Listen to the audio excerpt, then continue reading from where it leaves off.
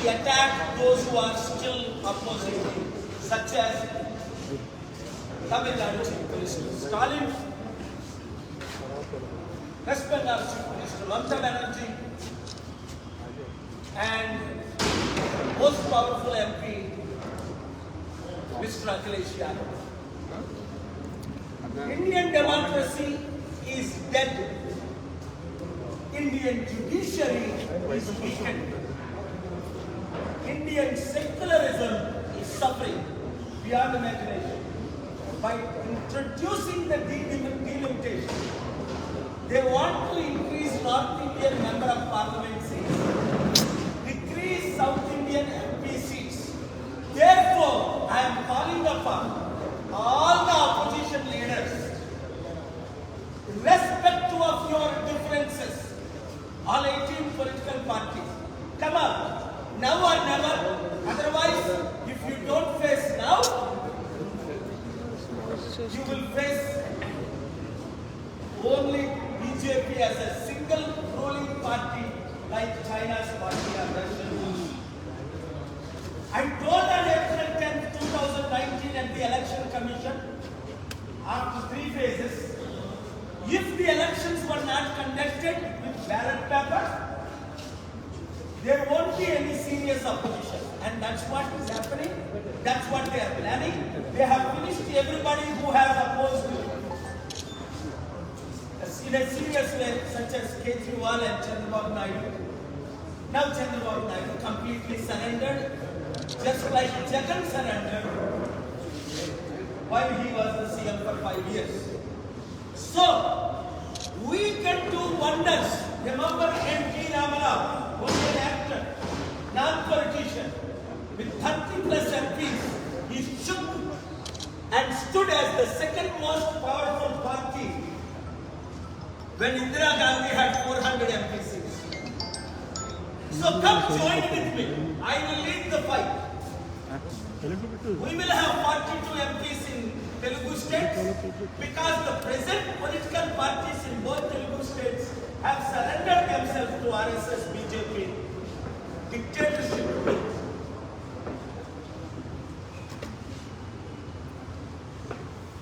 ఈ డీలిమిటేషన్ అనేది ఒక పెద్ద డ్రామా. ఈ డీలిమిటేషన్ అనేది ఒక పెద్ద డ్రామా.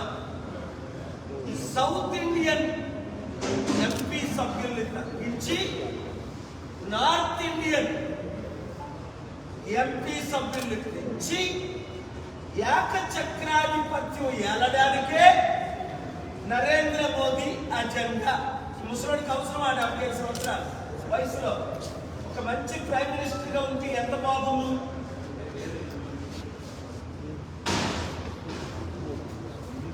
అసలు 75లో రిటైర్ అయిపోవాలి కదా వారి చట్ట ప్రకారం, బీజేపీ ఆర్ఎస్ఎస్ రూల్ ప్రకారం.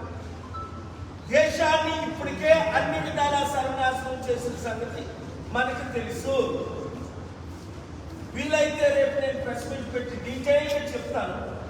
ఏ దేశంలో 40 లక్షల కోట్ల విలువైన ఏ కంపెనీలు ఎవరెవరికి అమ్మేశారు, ఇంకా అమ్మడానికి ఏమీ లేకుండా మిగిలిన 13 ఎయిర్పోర్ట్ ఇంక్లూడింగ్ తిరుపతి ఎయిర్పోర్టు 100 కోట్లది ఎగ్జాంపుల్, ₹1,00,00,000 అదానికి ఎలా అమ్ముతున్నారు.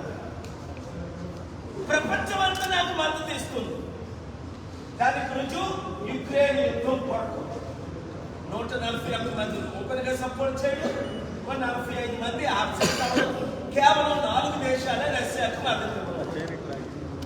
నేను చెప్తుంది ఈ 3 సంవత్సరాలు ఈ డీలిమిటేషన్ ద్వారా తమిళ్, తెలుగు, మలయాళం, కన్నడం భాషలు లేకుండా చేయడం ఒకటి. 2 మన ఎంపీ సభ్యుల్ని తగ్గించడం. ఉదాహరణ స్టాలిన్ చెప్పారు కదా నిన్న, డాక్టర్ స్టాలిన్ గారు 39 ఉన్నారు. లోక్సభ ఎంపీ తమిళనాడులో కేవలం 31 చేయడానికి. రెండోది, నాకు హిందీ అంటే ఇష్టం కానీ తెలుగు అంటే ఇంకా ఎక్కువ ఇష్టం. ఎందుకు? అది నా మాతృభాష. ఇప్పటికే 9 రీజనల్ మదర్ టంగ్ ఉంది. హిందీ పేట సర్వనాశనం చేసేశారు. ఆ విషయం మీకు తెలుసు. ఏ లాంగ్వేజ్ అని స్టాలిన్ గారు కూడా నేను ట్వీట్ చేశాను. మరి మన తెలుగు మాతృభాష మనం వదులుకోగలమా? ఇప్పుడున్న తెలుగు రాజకీయ నాయకులందరూ దద్దమ్మలో, మోదీ తొత్తులు, మోదీ చెంచాలు, మోదీ కూర్చోంటే కూర్చుంటారు. అందుకే ఒకప్పుడు ఎంపీ ఉండవల్లి అరుణ్ కుమార్ కూడా అన్నాడు, 25 సీట్లు ఆంధ్రప్రదేశ్లో వైసీపీ గెలిచినా, టీడీపీ గెలిచినా, బీజేపీ గెలిచినట్టే బీజేపీ ఖాతాలో. అదే కదా మన రాష్ట్రానికి ఏ అభివృద్ధి లేదు. స్టీల్ ప్లాంట్ 8 లక్షల కోట్లు దమ్మిస్తుంటే 5 ఆర్డర్లు తీసుకొచ్చి ఆపిన వ్యక్తి నేను ఒకనే. ఇప్పటికి కూడా స్టీల్ ప్లాంట్ అమ్మకుండా ఏపీ హైకోర్టులో స్టేటస్ కో ఉంది. ఇప్పుడు మనకి ఇచ్చిన ఆదాయం ఏంటి? పోలవరానికి కానీ స్టీల్ ప్లాంట్ కానీ అప్పులు సర్వనాశనం అయిపోయింది. అందుకే ఈరోజు బడ్జెట్ ఆంధ్రప్రదేశ్లో ఎంత అధ్వానంగా ఉంది. ఏంటి? నిరుద్యోగులకు 3,000 రూపాయలు ఇస్తానన్నాడు చంద్రబాబు. 20 లక్షల ఉద్యోగాలని సంవత్సరం అయిపోతుంది. 20,000 ఉద్యోగాలు కాదు, 20 ఉద్యోగాలు ఇవ్వలేదు.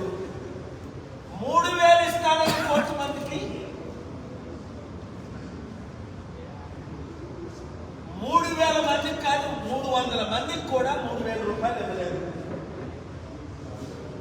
ఈరోజు బడ్జెట్ లో చూస్తే మీరు ఏ విధమైన మహిళలకు పెన్షన్లు అన్నారు ఇవ్వట్లేదు. అంతకంటే ముఖ్యం, కుటుంబంలో 4 ఉంటే 4 15,000 60,000. తల్లికి వందనం అన్నాడు, తండ్రికి అప్పడాలు అన్నాడు. తల్లికి వందనం లేదు, తండ్రికి అప్పడాలు లేవు, తాతకి ఫ్లైయింగ్ కిస్ ముద్దులు తప్ప ఏమీ లేవు.